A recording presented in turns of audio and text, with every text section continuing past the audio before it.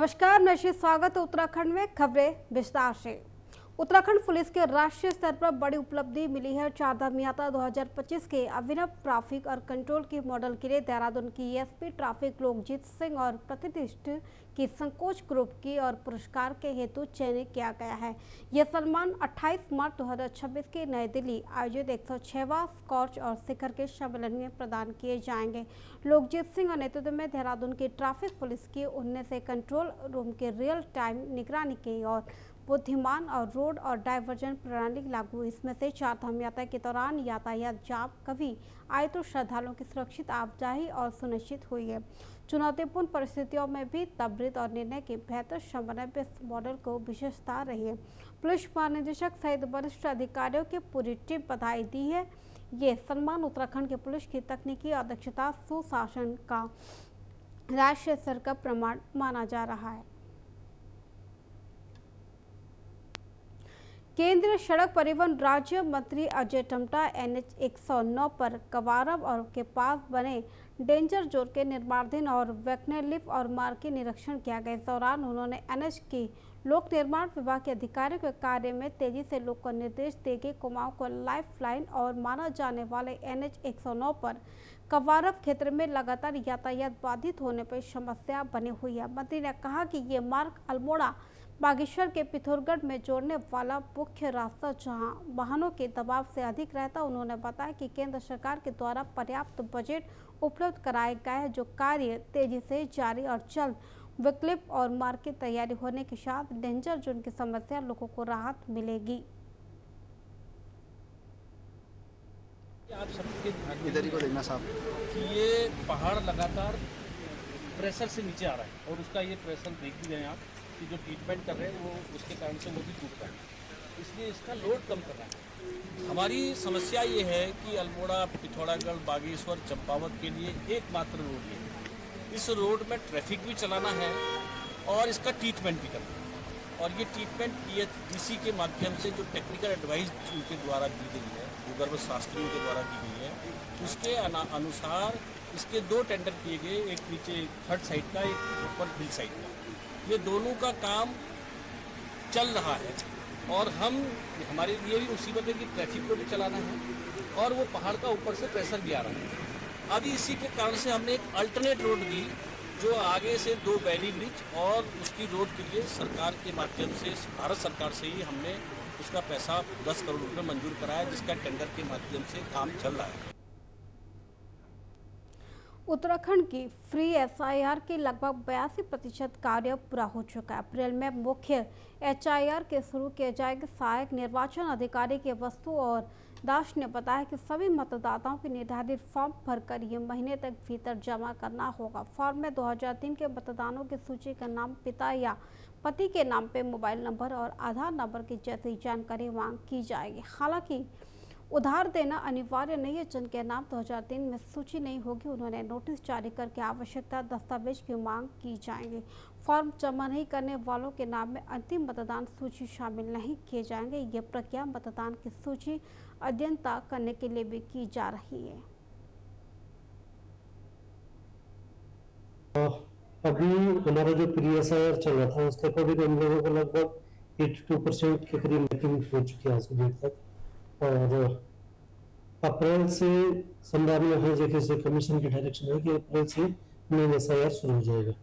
अप्रैल में लगभग 1 तारीख से या कोई भी डेट अभी डेट फाइनल नहीं है, तो SIR जैसे अनाउंस होगा तो उसके फर्स्ट फेज में सबसे पहले आज की डेट में जितने भी इलेक्टर हैं, जितने भी हमारे रजिस्टर्ड वोटर हैं, उन सबके इनविटेशन फॉर्म यानी डाउनलोड प्रपत्र प्रिंट होंगे और BLO के माध्यम से हर एक व्यक्ति को डिस्ट्रीब्यूट किए जाएंगे।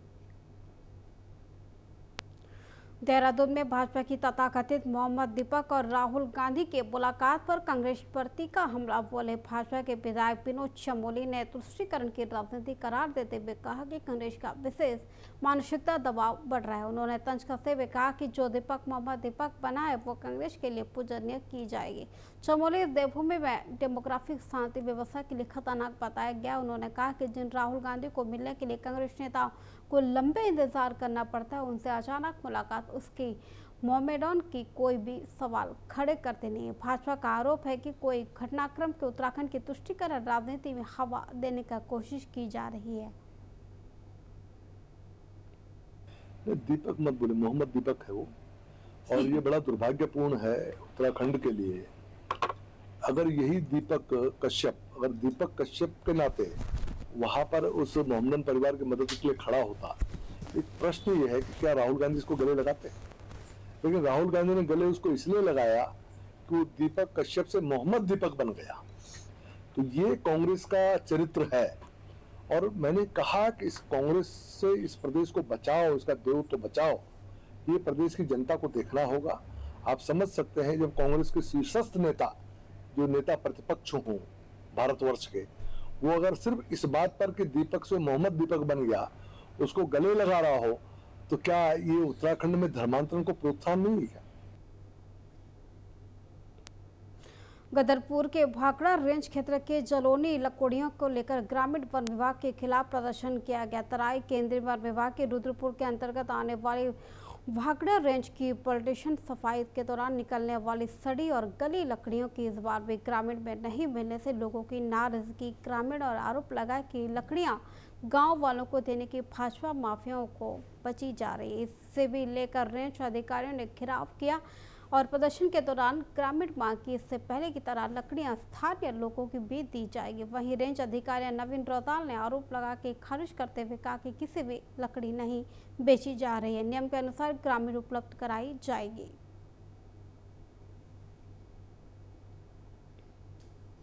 तो ग्रामीण की आवाज़ लेके आए हैं। हम तो इस जंगल के सटीक अपने यहाँ पर पड़ोस में ही रहते हैं। पहला हमारा हमने रखा है कि हमको भी प्राथमिकता दीजिए, हमारे गांव के लोगों को भी। पहले भी पूर्व हमने कई बार रंजन साहब से कहा था, तो हमें यही आश्वासन मिला कि पिकअप लेके ही आप यहाँ जंगल पर आएंगे। जिससे कि आज हम मौके पर आए तो हमने बड़ी बड़ी ट्रालियाँ यहाँ पर देखी ना, इसलिए हमने रंजन साहब से अनुरोध किया है कि थोड़ा हमारे ग्रामीणों को भी थोड़ा सा ट्राली पे ही थोड़ा सा लकड़ी दे दी जाए। इस नीचे जंगल में हमें पता चला कि ट्रॉलियों से लकड़ियां दी जा रही हैं, क्योंकि हमने भी कुछ समय पहले हमारे भी गांव में शादी ब्याह और अन्य चीज़ों के लिए लकड़ी मांगी, तो हमसे कहा गया पिकअप से ले जाओ। तो हमें आज पता चला कि वहाँ तो जंगल में बहुत ट्रॉलियाँ आई हुई हैं। तो हमने देखा तो रेंज साहब आए थे मौके में, उन्होंने देखा, उन्होंने कहा नहीं हम सभी के लिए है, अब ये कटान हुआ है, इसमें जो बची हुई लकड़ियाँ हैं पलवा मलवा जो भी है वो हमारे इधर ग्राम सभा को भी कह रहे देंगे, आप भी ले जाओ। तो हम लोग भाखड़ा रेंज में यहाँ प्लॉट नंबर 96 के आसपास भी हैं।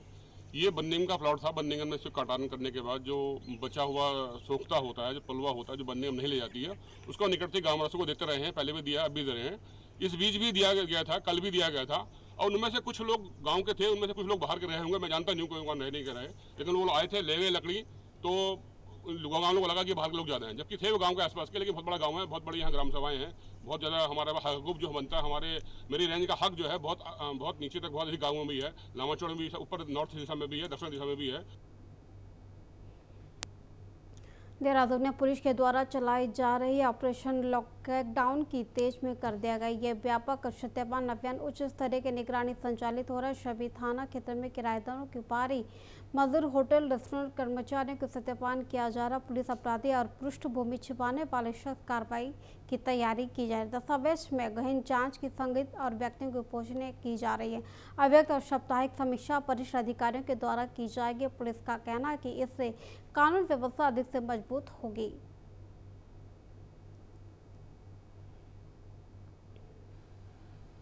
ऑपरेशन क्रैकडाउन एक माननीय डीजीपी महोदय द्वारा एक विस्तृत अभियान देहरादून पुलिस द्वारा चलाया जा रहा है, जो सभी थानों में सर्कल अफसर के स्तर पर उसको चलाया जा रहा है, जिसकी मॉनिटरिंग एसपी सिटी या एसपी ग्रामीण स्तर पर की जा रही है। और मेरे स्तर पर भी प्रत्येक वीक इसमें इसकी मॉनिटरिंग की जाएगी। और इसमें जो विभिन्न क्षेत्रों में रहने वाले किराएदार, विभिन्न जो कार्य करने वाले हमारे वर्कर्स हैं, जो होटल या रेस्टोरेंट में कार्य करने वाले लोग हैं, और जो काफ़ी समय से यहाँ रह रहे हैं और जिनका कोई विभिन्न आपराधिक इतिहास है, उन ऐसे लोगों को खोजना और उनके खिलाफ क्या कार्रवाई प्रचलित है वो हमारे संज्ञान में लेके आना। अगर कोई फंडर है या कोई किसी तरीके से बाहर से आया है जिसने अपना आपराधिक इतिहास छुपाया है, निश्चित तौर पर उनके खिलाफ हम इसमें कार्रवाई करेंगे। और दिल्ली में आयोजित एचआई समिति के दौरान स्टॉल्स के प्रदर्शन कांग्रेसियों के गिरफ्तार के विरोध में देहरादून में भी कांग्रेस कार्यकर्ताओं के प्रदर्शन किया गया। एनएचआई और प्रदेश के अध्यक्ष विकास नेगी के नेतृत्व में कांग्रेस के भवन से ऐशोहल की चौक और तरक्की नेरी में निकाली गई है। कार्यकर्ता के स्टॉल्स को लेकर केंद्र की भाजपा सरकार के खिलाफ नाराजगी और पुतला दहन भी किया गया। प्रदर्शनकारियों के यूथ और कांग्रेस के राष्ट्रीय अध्यक्ष तत्काल रिहाई की मांग उठाई। विकास नेगी ने कहा कि विपक्ष की आवाज दबाने के प्रयास किया जा रहा, जिसके बर्दाश्त नहीं किया जाएगा। उन्होंने चेतावनी दी कि रिहाई नहीं होने पर भी आंदोलन की ओर तेज किया जाएगा। देखिए, आज जो हमने पुतला दहन कराया है, इसका मुख्य कारण जो है, आपने देखा होगा कि अभी कुछ दिन पहले एआई की जो समिट चल रही थी, उसमें यूथ कांग्रेस के कार्यकर्ताओं द्वारा एक शांतिपूर्वक तरीके से शर्टलेस होकर एक आंदोलन किया गया था और वो वहां पे जाकर अपना विरोध प्रकट करा। विरोध प्रकट करने का कारण आपने भी देखा होगा कि कैसे एक चाइना का माल को लाकर मेड इन इंडिया दिखाकर एआई समिट में भारत के द्वारा और भाजपा सरकार के सानिध्य में ये कार्य किया जा रहा था, जिसके लिए पूरे देश शर्मसार हुआ है उसको लेके। तो इसी के विरोध में शांतिपूर्वक तरीके से यूथ कांग्रेस के कार्यकर्ताओं द्वारा शर्टलेस होकर एआई समिट का विरोध किया गया। उसमें कल भाजपा सरकार के दबाव में दिल्ली पुलिस द्वारा हमारे राष्ट्रीय यूथ कांग्रेस के राष्ट्रीय अध्यक्ष को गिरफ्तार कर लिया गया और जेल भेज दिया गया है। शतपुली बिलखेत क्षेत्र में 26 से 28 फरवरी तक आयोजित होने वाले नयार वाली और एडवेंचर के फेस्टिवल और 2026 फील्ड ट्रायल की जा रही है। ट्रायल के दौरान सुरक्षा व्यवस्था, तकनीकी और उपकरण के प्रतिनिधियों के सुविधाओं के गहन और परख की जा रही है। प्रशासन का मुख्य आयोजन और पहले से सभी मानकों को सुनिश्चित करने का निर्देश दिए गए हैं। जिलाधिकारी और स्वाति एस भदौरिया ने बताया कि महोत्सव के पैराग्लाइड और क्योंकि माउंटेन और बाइकिंग के पैरो मॉनिटरिंग के एंगलिंग के हॉट एयर बैलून जैसी गतिविधियों के आकर्षण करना केंद्र रहेगी। नायार घाटी के प्राकृतिक सुंदरता के बीच आयोजित ये महोत्सव पर्यटन के स्थानीय रोजगार को बढ़ावा देगी। सुप्रशासन की युवाओं से अधिक और अधिक से संख्या भागीदारी की अपील भी की है। इसमें जो हमारा नयार वैली एडवेंचर फेस्टिवल है, ये 26 से 28 तारीख तक बिलखेत में जो सतपुली के पास है वहाँ पे ऑर्गेनाइज़ किया जाएगा और उसमें कई प्रकार की हमारे जो एडवेंचर स्पोर्ट्स हैं उसका ऑर्गेनाइजेशन किया जा रहा है, जैसे कयाकिंग है, एंगलिंग है, इसमें पैराग्लाइडिंग भी है, पैरामोटरिंग, हॉट एयर बलून आदि ये सारी जो चीज़ें हैं ये तो इनफैक्ट लोगों के लिए भी रहेंगी, जो आम जनता वहाँ पे आ रहा है। इनफैक्ट टैंडम पैराग्लाइडिंग भी उनके लिए अवेलेबल रहेगी। तो हम लोगों का इसमें यही प्रयास है कि ज़्यादा से ज़्यादा लोग यहाँ पे आएँ और वो केवल दर्शक बन के ना आएँ, रादर वो इसको एक्सपीरियंस भी करें। एडवेंचर जो स्पोर्ट्स हैं वो खुद भी उसमें प्रतिभाग कर सकें और इसके लिए ये सारी चीज़ें हॉट एयर बलून, पैराग्लाइडिंग और पैरामोटरिंग और साथ में एक एडवेंचर जोन, ये 4 एक्टिविटीज़ ऐसी हैं जो कि स्पेशली वहाँ आने वाले टूरिस्ट के लिए रखी गई हैं। हरिद्वार में अगले वर्ष होने वाले कुंभ की दिव्य भव्य ऐतिहासिक आयोजन के लिए राज्य सरकार ने कमर कस ली है। केंद्र की सरकार भी कुंभ के लिए राज्य सरकार का सहयोग करे। डबल इंजन के दम पे इसे समझा जा सकता है। केंद्र की मांग पे से ज़्यादा 500 करोड़ की धनराशि कुंभ के लिए जारी कर दी है। इसको कुंभ के लिए आधारभूत और ढांचा के सुदृढ़ीकरण के समेत दूसरी कार्य तेजी से रफ्तार पकड़ेंगे। मुख्यमंत्री के इसके लिए प्रधानमंत्री नरेंद्र मोदी के केंद्र के प्रति आभार जताया कि भाजपा के प्रदेश प्रवक्ता रवि ठाकुर कहना कि मुख्यमंत्री के राज्य में विकास के लिए लगातार दिल्ली के दौरा करते हुए मुख्यमंत्री जब दिल्ली जाते तो उत्तराखंड के लिए कुछ न कुछ स्वागत और सौगात लेकर आते हैं। इसको किस रूप में देखते हैं आप? देखिए, माननीय मुख्यमंत्री जी का मैं आभार प्रकट करता हूं कि लगातार उत्तराखंड के विकास के लिए दिल्ली के दौरे करते हैं और जब भी दिल्ली जाते हैं तो उत्तराखंड के लिए बड़ी सौगात लेकर आते हैं। और अभी ये ताजी सौगात 500 करोड़ रुपए की कुंभ के लिए माननीय मुख्यमंत्री जी लेकर आए हैं। निश्चित तौर पर इस धनराशि से हरिद्वार और कुंभ क्षेत्र का बहुत सर्वांगीण विकास होगा और जो 14 जनवरी को हमारा पहला स्नान है तब तक जो है हम हरिद्वार नगरी को जो उसके अधूरे कार्य हैं, कुंभ को लेकर जो कार्य चल रहे हैं और जो माननीय मुख्यमंत्री जी की योजना है कि हम इस कुंभ को भव्य और दिव्य बनाएंगे, उसको जो है साकार करने में इससे हमें बहुत ज्यादा मदद मिलेगी। प्रदेश में आगामी विधानसभा चुनाव से पहले राजनीतिक दलों को एक दूसरे के आरोप और प्रत्यारोप सिलसिला शुरू हो चुका है, जहां एक और सबसे बड़ी विपक्ष पार्टी कांग्रेस ने दावा पेश किया कि प्रदेश में सत्ता पाने की जद्दोजहद कर रही है। वहीं भारतीय जनता पार्टी आगामी चुनाव को विजय होने के लिए अपना पूरा विश्वास जताते हुए नजर आ रहे हैं। इस क्रम में भाजपा के प्रदेश महामंत्री कुंदन परिहार का भी कहना है कि प्रदेश की जनता लंबे समय तक और टेकी रहने वाली स्थायी सरकार है। अच्छी योजना और शिलान्यास करने वाली सरकार की अपनी अपमान चाहती है। प्रदेश में वामपंथी ने बताया कि प्रदेश की जनता भारतीय जनता पार्टी की अब तक जनता के लिए तमाम नीतियों की लाभकारी योजनाओं को देखते हुए चुना गया है। जो जनता का विश्वास जताए भी भारतीय जनता पार्टी विजय हुई। आगामी 2027 चुनाव के भी पूर्ण विजय के ध्वज लहराएंगे। देखिए, कांग्रेस को क्या चाहिए ये तो अलग विषय है, लेकिन जनता को स्थायित्व चाहिए। जनता इस उत्तराखंड में एक स्थायी सरकार चाहती। इसको किस रूप में देखते हैं आप? देखिए, माननीय मुख्यमंत्री जी का मैं आभार प्रकट करता हूं कि लगातार उत्तराखंड के विकास के लिए दिल्ली के दौरे करते हैं और जब भी दिल्ली जाते हैं तो उत्तराखंड के लिए बड़ी सौगात लेकर आते हैं।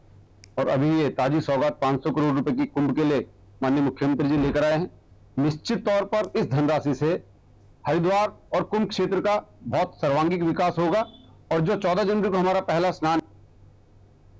मुख्यमंत्री पुष्कर सिंह धामी उत्तराखंड के प्रस्तावित कुंभ मेले 2027 की तैयारी के लिए भारत सरकार के द्वारा 500 करोड़ रुपए की धनराशि जारी किए जाने पर प्रधानमंत्री नरेंद्र मोदी केंद्र सरकार के आभार व्यक्त करते हुए मुख्यमंत्री ने कहा कि कुंभ के मेला केवल धार्मिक आयोजन नहीं बल्कि भारत सनातन संस्कृति, आध्यात्मिकता, विरासत की सामाजिक और समरसता, विश्वास और विख्यात महापर्व है जो केंद्र सरकार के द्वारा स्वीकृत धनराशि मेला 2027 दिव्य भव्य और सुव्यवस्थित के स्वरूप में प्रदान करने की महत्वपूर्ण भूमिका निभाएगी। वहीं सूचना महानिदेशक का कहना है कि इससे आधार और भूत ढांचा शुद्धिकरण, यातायात प्रबंधन, पेयजल, स्वच्छता, सुरक्षा व्यवस्था के श्रद्धालुओं को सुविधा से जुड़े कार्य की गति मिलेगी।